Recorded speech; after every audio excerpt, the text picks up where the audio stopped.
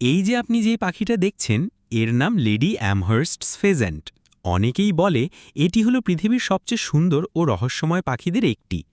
এর গায়া রঙের দিকে ভালো করে তাকিয়ে দেখুন।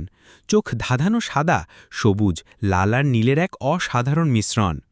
পুরুষ পাখিটির লম্বা লেজ প্রায় ৮০ থেকে ১২০ সেন্টিমিটার পর্যন্ত হয়ে থাকে। এই পাখির মূল আবাস ছিল দক্ষিণ পশ্চিম চীন এবং মায়ানমারে, তবে কিছু পাখিকে ইংল্যান্ডে আনা হয়েছিল ১৮০০ শতকে।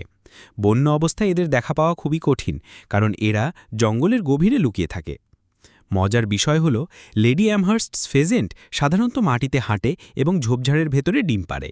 প্রতি মৌসুমে এরা গড়ে ৬ থেকে ১২টি ডিম পাড়ে এবং মা পাখি একাই সেই ডিমে তাউ দেয়। এই পাখিগুলো সাহসী না হলেও অত্যন্ত বুদ্ধিমান। শিকারীদের চোখ এড়িয়ে টিকে থাকতে এরা খুব দ্রুত ছোটাছুটি করতে পারে। আজ এই পাখিগুলো পৃথিবীতে অত্যন্ত দুর্লভ এবং অনেক দেশেই সংরক্ষিত।